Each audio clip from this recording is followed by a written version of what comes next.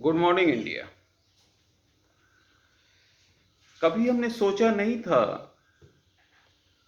कि हालात इतना बद से बदतर हो जाएगी।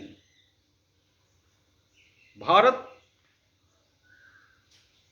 कोरोना वायरस का पहला लहर तो यूं झेल गया जैसे लगा कुछ हुआ ही नहीं, लेकिन दूसरी लहर में भारत टूट गया।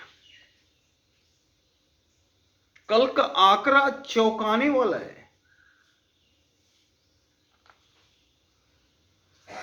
कल का आंकड़ा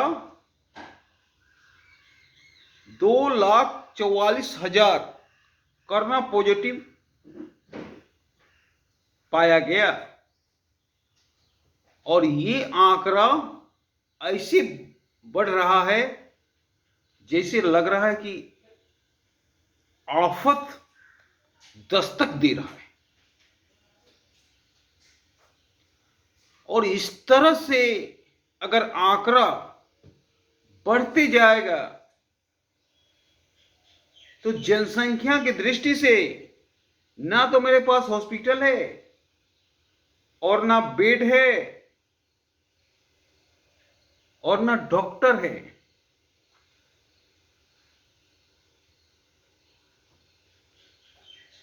ऑक्सीजन सिलेंडर की किल्लत है, वेंटिलेटर की संख्या कम है। ये एक तरह से खतरे की आहट है। और कल एक ऐसी तस्वीर हमने देखा, महाराष्ट्र का वो तस्वीर है। एक पत्नी अपने पति को बचाने के लिए जिद्दोजहद कर रही है। वो ऑक्सीजन के जगह अपने मुंह से ऑक्सीजन दे रही है, फिर भी पति का प्राण ना बचा सकी। वो दृश्य, वो चित्र को देखकर आपकी आंखों में आंसू आ जाएगा। कितने हमारे साथी इसके चपेट में आ गए। इसे हल्के में ना लें। हल्के में किसी भी चीज को नहीं लेना चाहिए। आखिर हम पे हावी क्यों हुआ, ये कभी हमने सोचा है?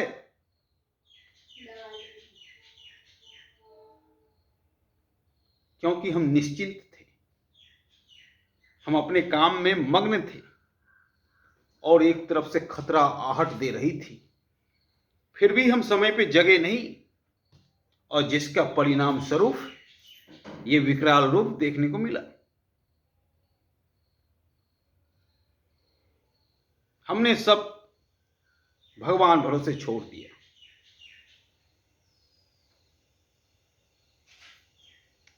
और दूसरी लहर में सबसे बड़ी बात है कि पहली लहर की तुलना में इस लहर में मृत्यु दर भी ज्यादा है।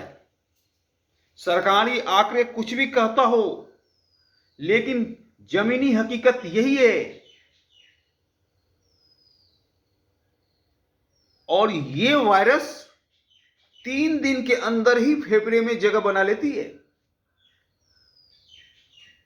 अगले बार का वायरस 10 दिन का समय लेता था, लेकिन ये वायरस मात्र 3 दिन के अंदर जगह बना लेती है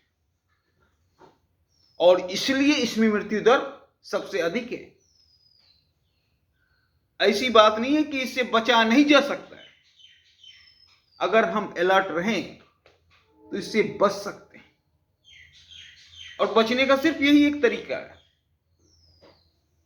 मास्क लगावें, 6 फीट की दूरी को मेंटेन करें, समय समय पे हाथ वॉश करें,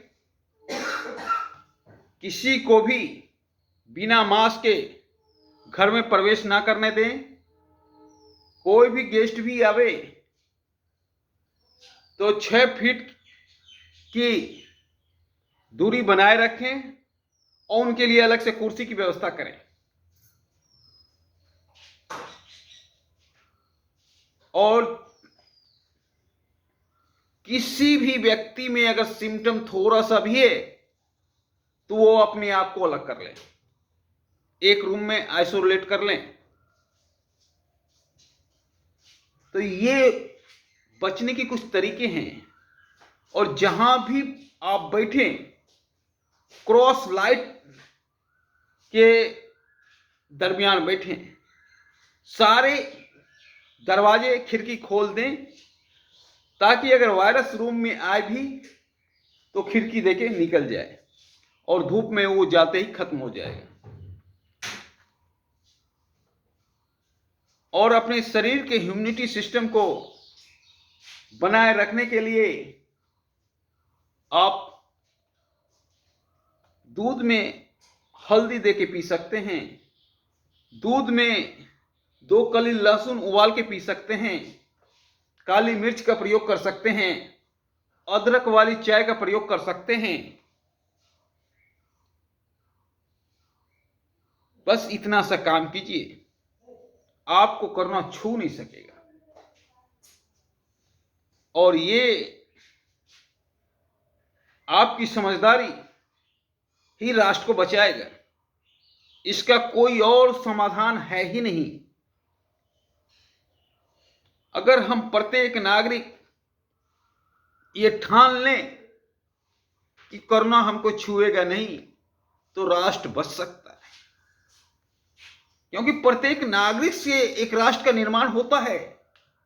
अगर प्रत्येक नागरिक अपने आप को बचा ले तो भारत बच सकता है।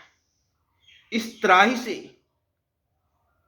और जान है तो जहान है, पहले आप अपने जान की हिफाजत करें, दूसरा काम बाद में होगा। क्योंकि जिस तरह ये खतरे का आहट सुनाई दे रहा है, उस तरह किसी बड़ी अनहोनी से होने का संकेत पूरे देश में जा रहा है।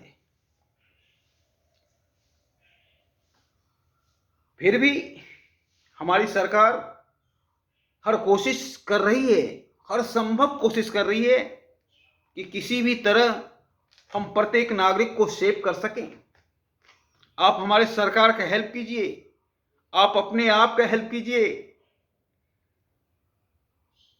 क्योंकि अगर आपका समर्थन नहीं मिलेगा तब यह राष्ट्र नहीं बचेगा, सरकार भी कुछ नहीं कर सकती। सबसे पहले प्रत्येक नागरिक को जागरूक होना होगा। दुख की बात तो यह है कि आज के समय में भी अगर हम मार्केट चले जाते हैं तो 100 में से 30 आदमी बिना मास्क का मिलता है। जब खतरा इतना आहट दे चुका है तब हम इतना निश्चिंत बैठे हैं, खतरे की आहट को पहचान नहीं रहे हैं। यही हमारे लिए खतरे की घंटी है। सावधान हो जाइए, नहीं तो अपने से अपनी मौत का बुलावा आप दे रहे हैं। आप सिर्फ अपनी मौत का ही बुलावा नहीं दे रहे हैं, आप अपने मित्रों, अपने माता पिता, अपने फैमिली, सबके मौत का बुलावा दे रहे हैं। तो जितना ही आप इसमें सावधानी बरतें उतना ही राष्ट्र का भला होगा। और प्रत्येक नागरिक का साथ मिलना इसमें जरूरी है। तो मैं चाहता हूं अपने बच्चों से कि मेरे बच्चे जागरूक हों और वो किसी भी सिचुएशन के सामना करने के लिए तैयार रहें। सबसे पहली बात, बिना काम का आप कहीं बाहर ना जाएं। दूसरी बात, माता पिताजी को कहीं ना जाने दें। तीसरी बात, हर हमेशा 6 फीट की दूरी बनाए रखें। समय समय पर हाथ को वॉश करें